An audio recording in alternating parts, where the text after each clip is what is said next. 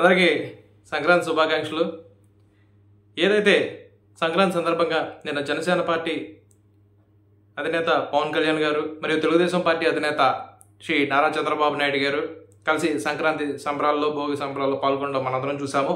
అయితే ఈ సందర్భంగా కొన్ని కీలక విషయాలు వీరి ఇరువురి మధ్య కూడా చర్చకు రావడం జరిగిందని, దాని ద్వారా కొంత ఇన్ఫర్మేషన్ అయితే మనకు వచ్చింది. ఏదైతే జనసేనకి కేటాయించినటువంటి అసెంబ్లీ స్థానాలు మరియు పార్లమెంటు స్థానాల్లో కూడా కొంత క్లారిటీ వచ్చిందని, అదేవిధంగా ఎవరైతే వైఎస్ఆర్సీపీ నుంచి కొంతమంది ఎవరైతే జంపింగ్ క్యాండిడేట్లు ఉంటారో వాళ్ళలో కొంతమందికి సీట్లు కేటాయించాల్సిన అవసరం కూడా ఉంది కాబట్టి వాటి మీద కూడా చర్చ జరగడం జరిగింది.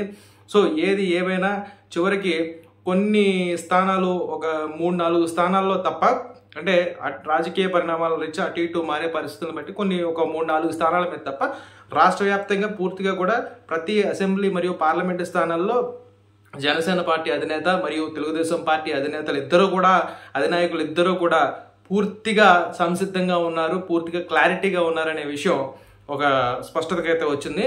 అయితే కొన్ని స్థానాలకి సంబంధించిన ఇన్ఫర్మేషన్ అయితే ఉంది. ఏదైతే జనసేనకి 15 అసెంబ్లీ స్థానాలు మరియు 2 పార్లమెంటు స్థానాలు దాదాపుగా ఖరారైపోయాయనే సమాచారం ఉంది.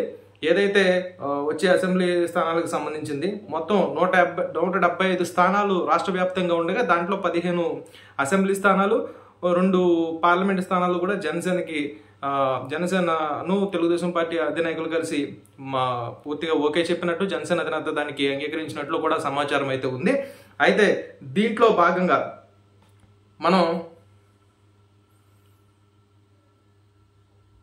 2 స్థానాల్లో విశాఖపట్నానికి చెందినటువంటి ఒక స్థానం, అంటే ఎవరైతే ఎమ్మెల్సీ వంశీ కృష్ణ యాదవ్ జనసేన తీర్థం పుచ్చుకున్నారో అతని కోసం విశాఖకి సంబంధించిన ఎంపీ స్థానం ఒకటి, అదేవిధంగా మచిలీపట్నం టికెట్ కూడా జనసేనకి ఇవ్వాలని చెప్పేసి ఎంపీ బాలశౌరి అనే అతను కూడా వైసీపీ నుంచి జనసేన పార్టీలోకి రావడం జరుగుతుంది. కాబట్టి అతనికి మచిలీపట్నం ఎంపీ టికెట్ కూడా ఇవ్వాలని చెప్పి నిర్ణయం తీసుకున్నట్టు తెలుస్తుంది. అదేవిధంగా ఈ 2 స్థానాలతో పాటు పిఠాపురం, విజయవాడ వెస్ట్, చీరాల, దర్శి, శ్రీకాకుళం,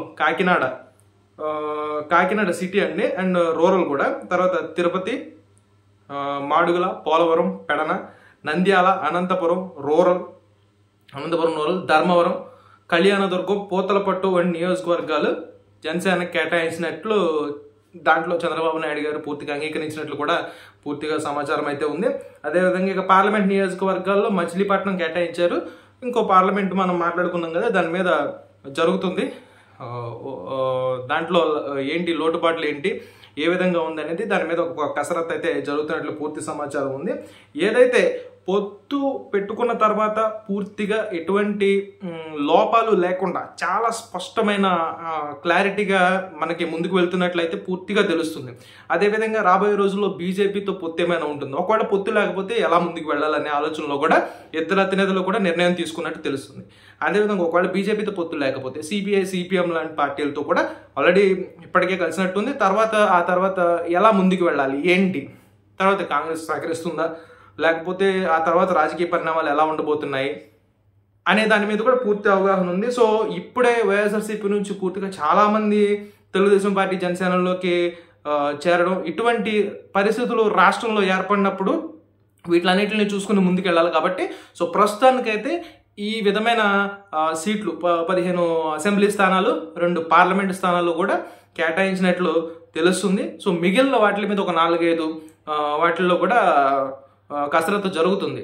అదేవిధంగా రాష్ట్ర వ్యాప్తంగా ఇప్పుడే ఒక సర్వే కూడా బయటకు వచ్చింది. సో 165 స్థానాల్లో 175 స్థానాలకి సుమారు 135 నుంచి 140 స్థానాల వరకు తెలుగుదేశం పార్టీ జనసేన పొత్తు గెలుచుకోబోతుందని ఒక సర్వే అయితే స్పష్టంగా తెలిసింది. అది ఏంటి అనేది తర్వాత వీడియోలో మనం మాట్లాడుకుందాం పూర్తి వివరాలతో. అదేవిధంగా కొన్ని సర్వేల గురించి కూడా మాట్లాడుకుందాం. గతంలో 2014 ఎన్నికలు, 2019 ఎన్నికలు, అంతకుముందు జరిగినటువంటి ఎన్నికల్లో ఏ సర్వేలు ఏ విధంగా ఎన్నికల్లో ప్రభావితం చేశాయి, ఏ సర్వేల ఫలితాలు స్పష్టంగా ఉన్నాయి, అవి ఎన్నికల్లో వచ్చేటటువంటి రిజల్ట్ మీద పూర్తిగా ఆధారపడి ఉన్నాయి, అది ఏ విధంగా బయటికి వచ్చాయి, ఏ రకంగా సర్వేలు చేస్తే వాళ్ళు మనకి ఆ సర్వే ఫలితాలు వచ్చాయి, ఏ సర్వే ఫలితం నిజమైంది అనే దాని గురించి కూడా మనం తర్వాత రాబోయే వీడియోలో మాట్లాడుకుందాం.